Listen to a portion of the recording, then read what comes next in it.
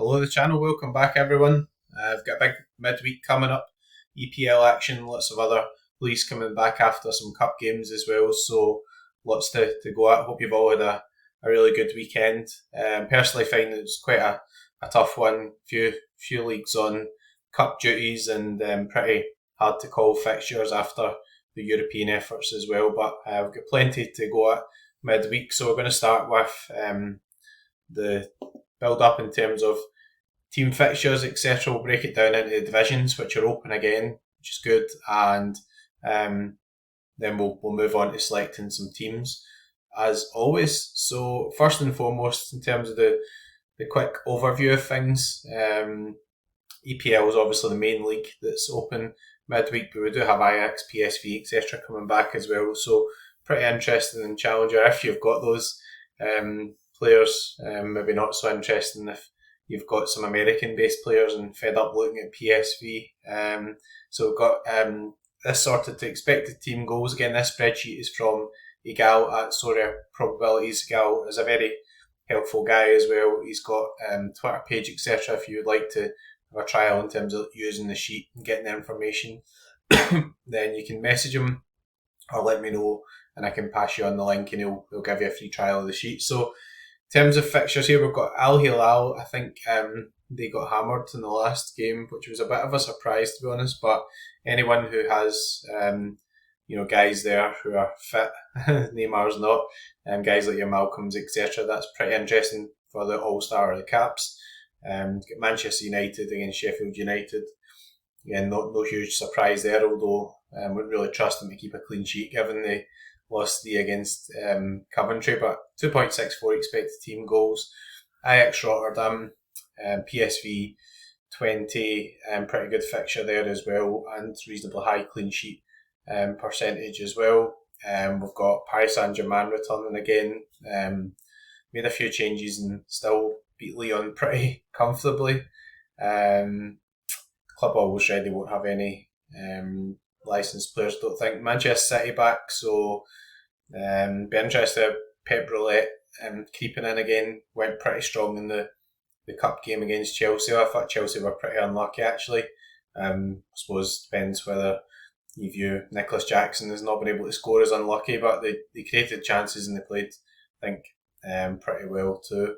Liverpool against Everton, Feyenoord back as well. So let's go into the actual different competitions or regions here. So first and foremost, we've got the Premier League stuff, and there's a specific division open for that as well. So not that many fixtures, so worth having a look at. Manchester United with the standout fixture, but when you say that, do you really sort of trust them sort of stack wise? I mean, certainly from my point of view, I'll be looking to use Bruno Fernandes in a pretty important team.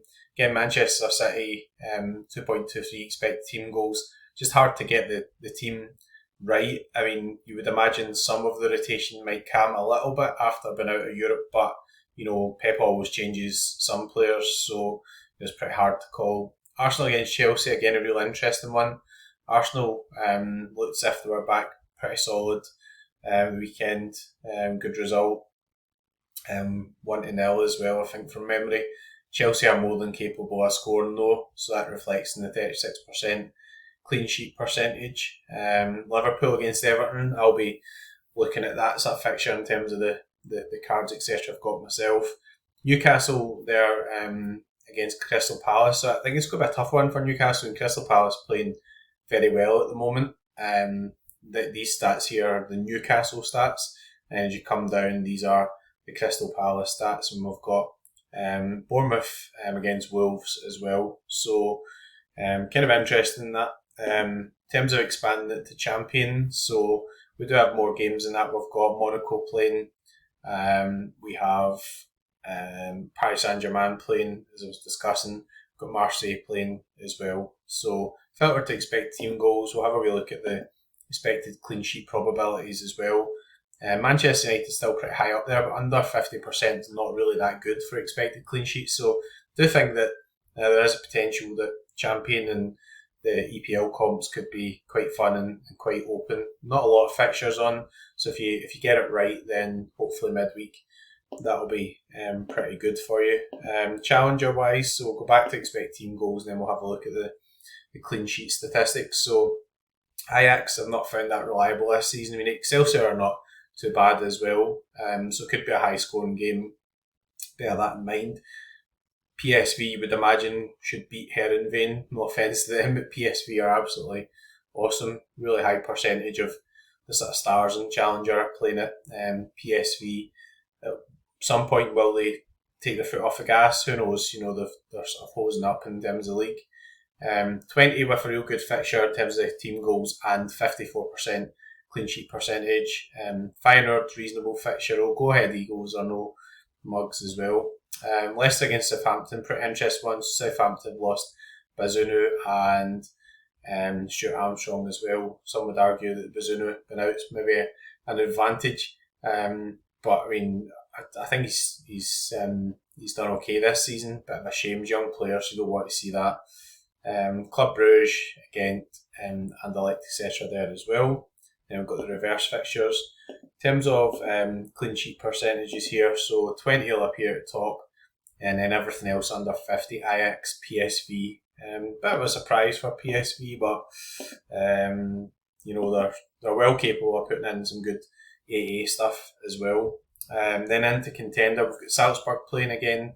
Again, they hardly ever seem to keep a clean sheet, so I don't know why 50% is on there. That's the stats. Zenit, a real standout. I actually picked up Mikhail Kerzhakov, kept a clean sheet the weekend, which was good. Douglas Santos didn't realise was suspended, so my bad on that. Although I think I looked at play sharp, I thought he was in, but maybe it was a late change, just never really noticed it. But yeah, I have picked up a Kerzhakov, and let's see what. So obviously no new mints and everything for these guys too. But I think limited wise he was pretty cheap. So he's up to about £9 now, but Zenit captain, and he was about £5 or £6 before the weekend, so pretty interesting. Some kind of affordable options there if you want to play midweek. Auxerre, pretty decent fixture there, 1.63 expected team goals. Bordeaux, Krasnodar against the ball ticklers. Again, Krasnodar are not licensed at the moment, so kind of hard to get the right pieces from there. And then in terms of clean sheet percentages, Zenit probably the standout sort of clean sheet percentage, even if you're going for All-Star, etc. Auxerre, Ajaccio, Salzburg I don't really trust, that's just my own opinion. Krasnodar might have to, so obviously I've got Junior Alonso and Safanov, Guingamp, Kavili, St Etienne have been pretty good recently as well, so a few options in there too. So first and foremost, we'll do what we always like to do, and think that's what we're going to go for the under 23s. So not much going on limited wise midweek. Wrong button. Kind of get the staff these days to operate a spreadsheet, and yeah, I mean it's just a sort of throwaway for me in terms of the limited.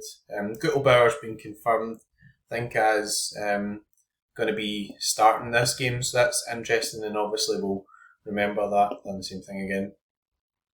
In terms of the other sort of teams we're putting in as well, but we'll fire something in for the under 23s anyway. I'm kind of, you see with the gallery, I'm trying to sort of build up some under 23s options for fun, and also some of the guys are selling for like £2 and £3. I mean, you know, it's the end of the season and they're going to be out of season, but I'm also assuming I'm getting 4, 5, 6 game weeks towards the end of the season in the cash comps as well. So we'll put in Guttelbauer here, maybe move him to another region if we have any other sort of options.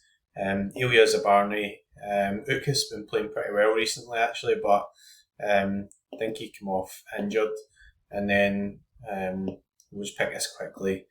Alex Scott, kind of 75% start percentage. Again, if we're going for Bournemouth to get a good result, that's not the end of the world. Balikwisha, again, a wee bit disappointed the weekend. Hard game for Antwerp against USG.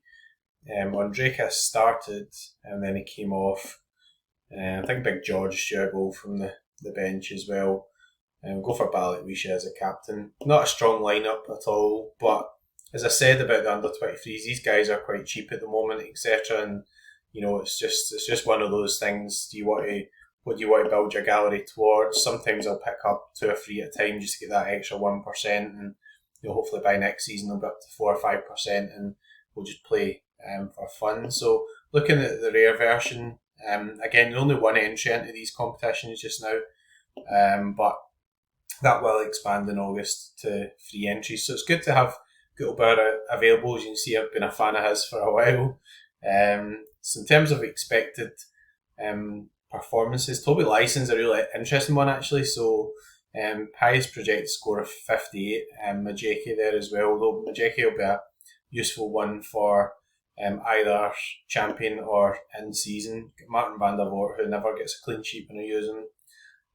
But yeah, Toby Lyson I think seems quite a good selection there. Westerlo struggling a wee bit there too, so seems a pretty natural selection, top of the list as well. Then we've got Devin Wrench appearing up there. That's a bit unusual to see him up there, but I think he's been playing a bit more kind of centre half-ish, if that's a position. I think he's been playing centre half, so yeah, that seems a compelling one. Again, he's an in-season card, so tempting to use him in terms of an in-season competition. But if I'm really prioritising this, I will check this lineup in terms of play sharper as well. Again, it is a really interesting one. I think Ajax have been messing about a wee bit with formation. I do seem to think he's played a bit of centre half. Satalo might be back as well, which is interesting. Again, is he really sort of more reliable as a centre back sort of option? So we'll have a think about that. But real standout in the sheet is Wrench. I guess he could still do well from right back. Could still decisive there as well, and it's a good home fixture. As far as the stats go anyway, again, Ajax not been the most reliable this season. Midfield starts to get a bit interesting, so, Phil Foden's right up there, but do we really trust the sort of general rotation in terms of Manchester City? It's a difficult one to call at this point, really, isn't it? I mean, you'll see there, Foden's had a few games out recently, so, Pep may well just decide to go with his sort of overall best option there. There's nothing really sticking out in terms of other options. King and Lee, again, PSG are sort of hosing the league as well. And Menja, nice to see him up there. Gordon Aduaf never played the last game. Szoboszlai never actually started the last game, so I'd imagine he probably will start against Everton. So that's kind of interesting. Maybe he could come into the reckoning there as well. He's not been scoring very well recently, so it doesn't really fill me with confidence. Is the tricky thing about midweeks. Do we go with Phil Foden? I think I'm just going to go with Phil Foden because I don't think Manchester City can afford much mucking about. They're out of Europe now, so that's what it is from that point of view. Up front, so again, I'd love to use like Doku. Seems a reasonable fixture. I mean, Brighton not always the best at the back. Peter Ratkoff's pretty good option as well for Salzburg. Although Ratkoff's only 60%, I think, on play sharper. Doku came on last game. I think I might just risk him here. I mean, seems like a kind of game where Pep might start him in. Again, it's tough, but you're going for peak scores here as well. Anyone else sort of jump out here in terms of scores? So Ratkoff's pretty high. Franco Ibarra 94. I'm not sure why he's that high, to be honest. I'm not sure he's got much good form in him last 15 or 44. So it must be a sort of weak fixture there. Let's see what wee Franco's up to. Also intrigued when you get stuff like that. He's been scoring pretty well actually. So a couple of nice scores in there. They're playing Caracas, so it must be absolutely garbage based on that. And I think Foden's just been so good this season. We'll go for the captain. So I'll review that one on Ibarra. I'll need to have a look at the projections and all the sort of estimated lineups, all that sort of stuff. So Premier League Classic.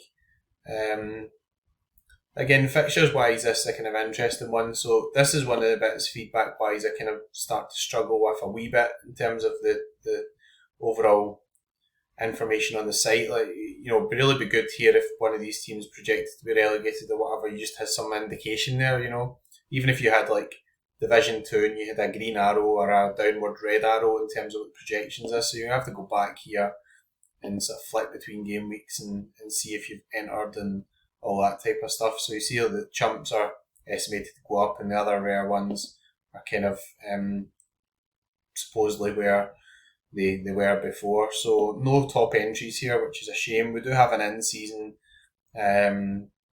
Division 1, which is kind of interesting. And again, you've got to have a look at what the different rewards and everything are like. So let's have a look back first. So we've got Kelleher in-season goalkeeper, so have to go an out-season goalkeeper. And have to risk a Kanji, Bruno Fernandes there. So I think we'll probably want to run, looking at that, an actual champion rare type team. So a good fixture for Midweek and stuff there as well. So we'll look at in-season for champ, see what the type of cash rewards are. So $800 for first. It's not too bad actually. That's not too bad at all. So got $35 down to 20th. No card rewards, that's the only thing. I don't have another top division, so the classic season 1, you're just going to be looking at boxes in tier 1, but no cash. So I think I was kind of going to go for the cash here, the way the sort of market and everything is settling towards the end of the season. So Majuki is an obvious one based on the spreadsheet. Ronaldo played pretty well actually. So that's kind of interesting. Is anyone else standing out? Not really in terms of champions of in-season cards.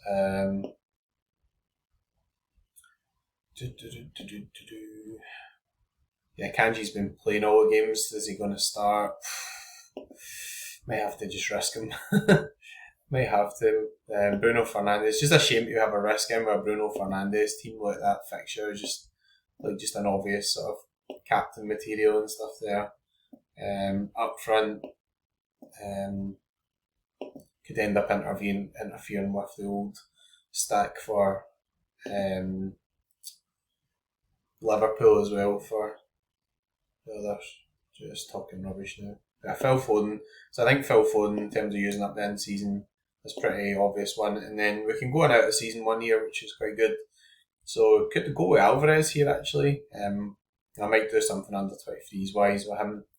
Gakpo, hit or miss. Salah probably what I have in the sort of Liverpool teams.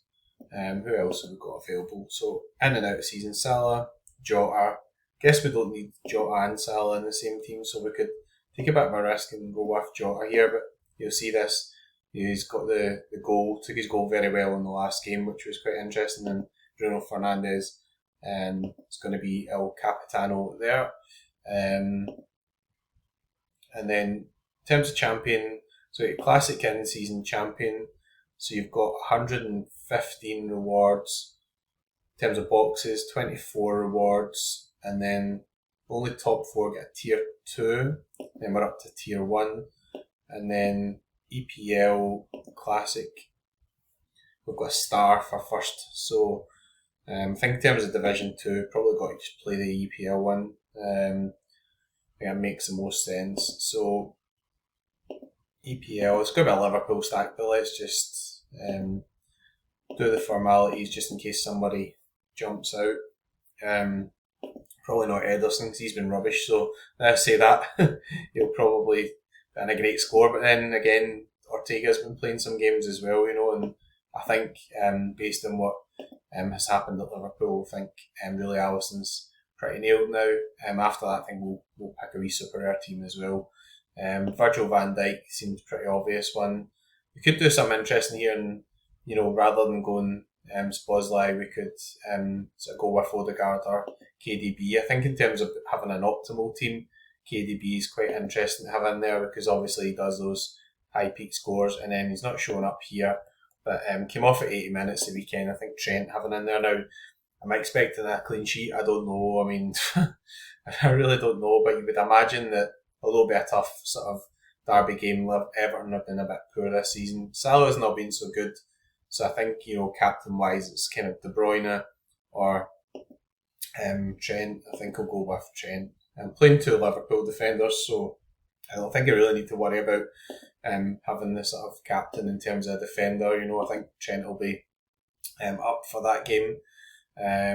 So we'll go back to champion, we'll pick the super rare team, and then we'll go back to sort of contender, I think, etc. So not many options here in terms of the overall champion team. So let's see what the breakdown's like. So we've got Virgil and Alisson, Declan Rice, they're all EPL, Alvarez. So we could go in terms of the EPL super rare as well. So we've got a classic season Division 2, but interestingly we do have a classic season Division 1 here. So I think I might want to go for this. So tier 1, 2, 3, and we've got some Ethereum there as well. So that's good, and some boxes. Interesting. And then in terms of sort of classic entry for EPL, it's tier 2s at best. So yeah, I think on balance there it's got to be champ. Sorry, I know this type of decision doesn't really affect a lot of people overall, but I think from my perspective, you've got to be aware of it from a strategy point of view. So I don't think Rice will be rotated, hopefully. Julian Alvarez, and then we're going champion. We do have an option of playing Marquinhos, which is quite interesting. Trossard's been starting recently and probably been playing better, so I'm kind of a wee bit inclined to play Trossard. I think Salah will start after not starting at the weekend, if that makes sense as well. Trossard, I think it's a good selection there too. Alvarez looks like Haaland's struggling a lot, and I guess we're going to be going for either Rice at home or Virgil. Rice was really on it last game. I think it's an interesting one. I'm going to go with Virgil actually. If we're going to go for a Liverpool clean sheet, then we want Virgil to be dominating the game, and Everton really have got quite a poor attack, so we'll go after that tier 1 at $500, all those boxes and stuff as well.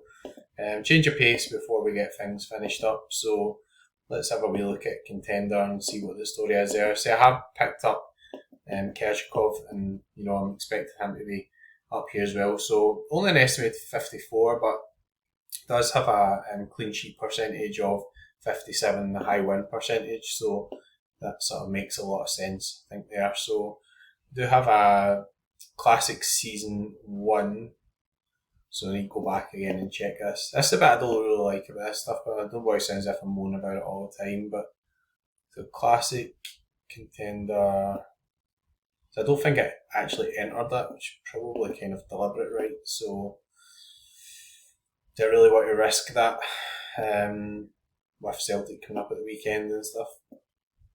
Yeah, that's an interesting thing, isn't it? So I could go classic B, but I mean, let's see how strong the team is. So we've got 2 stars up top, albeit Contender stars, but we do have $300 up top there as well. So Kerzakov, Dougie Santos, and then let's see who we've got to go with. So looking weak, then might enter Division 2.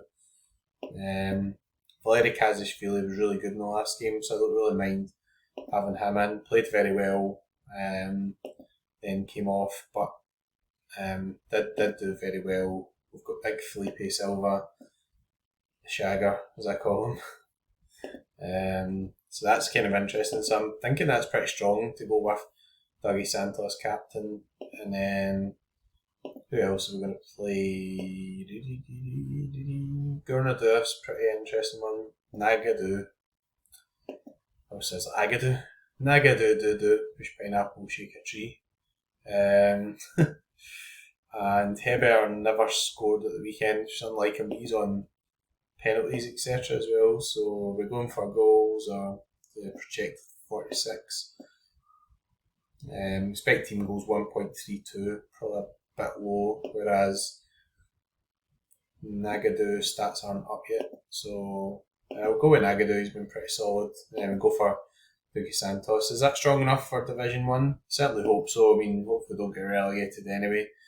Then Celtic will play against Dundee and do me in anyway. But yeah, I mean, Division 1, Tier 3's down to 24th. You've got 2 boxes down to 60th. 110 boxes just for a box.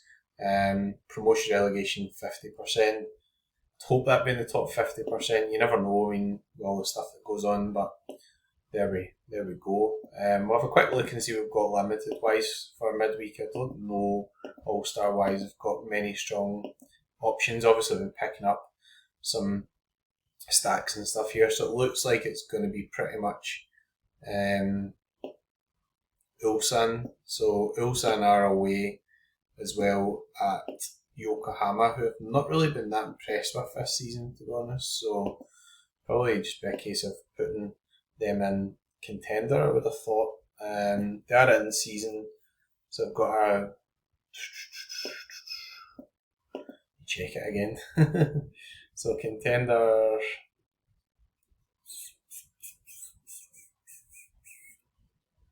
So in season looks okay. That won't be relegated, I don't think. In season Team C is going up to Division 2. So I could go Team C, and then that would make a lot of sense because that's going to be in Division 2. I think that's okay because I want to preserve my projected to Division 2. So it's nice it shows you in there. That's good. I would like if you could just have a wee visual aid on the actual overview screen, but that's good that it's got the projection in. I didn't actually notice that they'd put that in now, so that is interesting.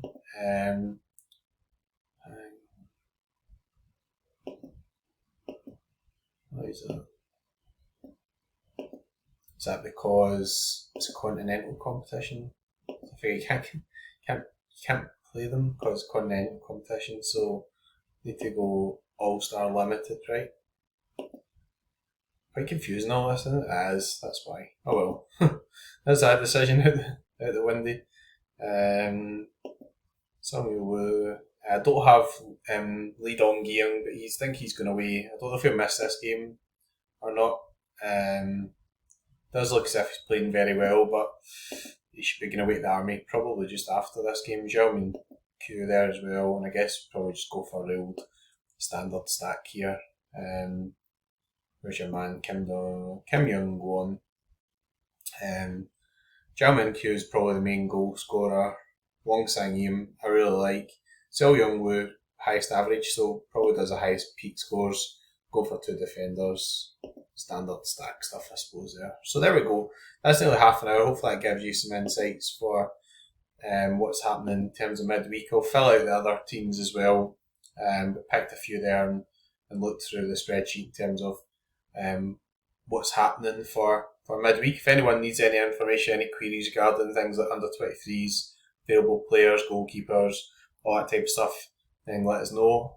Final thing I just want to have a wee look at was Pranksy's put up a nice wee post about what he likes about the new update, etc. So let's have a wee look at that. Obviously, from Pranksy's point of view, you would imagine that that he will be quite happy with things. But I think some fair comments and stuff on here too. Again, if you have any feedback on that, be sure to put some comments in the channel and stuff as well. So, few game weeks. Here's my opinions. Win shitloads. Fair enough. Competitions. Big fan of the change. Yeah, I mean, I think I agree with that. There's a lot more utility for cards. That's certainly a good thing. You don't really want guys in your gallery who are not active or inactive. In season, classic season, for Pranksy it was the best change. Well, he's just buying in, so obviously that's going to be the case. He's acknowledged that it's negative in older users. Again, it is, but the classic ROI is still probably there. I think there are a lot of people sleeping on the classic cards, particularly when classic European cards are so low at the moment. If you think that you can afford some European cards when the new cards come in August, then fair dues. If not, might be a good time to maybe build up some classic cards and then aim to win some of them. And the ROI there could be really proper insane if you see the difference between the in-season cards and the out-of-season cards like in MLS and K-League and everything before the special. So if you can get a good start to the season, it'd be awesome. Reward boxes need some work. I agree with that. I mean, the elite boxes, if you had a higher chance of winning something in it, would be good. and also it's a wee bit becoming a bit samey in terms of like having level ups and stuff. I know I've been pretty lucky to pull a few things out, which is good. Not complaining at all, but just the overall fun level, and for people who only get 1 or 2 boxes, not 30 or 40, and it still did take me 20, 25 boxes to win anything reasonable, so it's kind of interesting. Full change in August, not to be understated. The only thing Pranks is left out here is there's under 23s also have 3 entries in August, so there's a lot of good stuff coming, and also over and above that, Sorare, some work to do as well. I did put on a wee reply myself, and I thought that just to highlight you 3 under 23 entries. I don't really like the promotion relegation being every week, if I'm honest. I just don't think that. I just think it's too aggressive. Like, so you play in your team as a team of star guys, say for example the Liverpool stack, and then Liverpool decide to rotate, or people get ill, or they just have a bad game and something unusual happens, you get relegated, and then all of a sudden you're in a lower division, and then next week somebody else DNPs or whatever, or becomes sick, or a game's called off or whatever, and then all of a sudden you're in Division 3 with a team of star rares or whatever. So I don't know, I'm not sure about it, because if you have a DNP it's affecting your game week, it's affecting the next game week. I've also heard other people feedback to me that there's guys who have a good game week but don't want to move up to division above. They just want to play in their Division 3 or Division 4 because that's how good their stack is, but then they feel as if they're kind of being penalised the next week. Now obviously they do have access to better rewards and everything the following week, but also they're playing against better teams, etc. there too. So lots of stuff to iron out. You can never please everyone all the time, but it's definitely stuff to iron out. If you made it to the end of the video, thanks again for watching. It is much appreciated. Please like and subscribe. I've not done the Brentford shirt giveaway as yet. Fortunately, the family bereavement in terms of my wee granny, so there's been loads of other stuff happening as well, but I thought I'd just get the video up anyway and just try and take my mind off other things. But apologies, the giveaway's not been posted yet. I'll try and get that posted this week, and we'll go from there. Anyway, if you're playing midweek, or if you won anything in terms of the boxes, we'll end in customary fashion. Sorry for swearing, Granny. Good luck. Go fuck.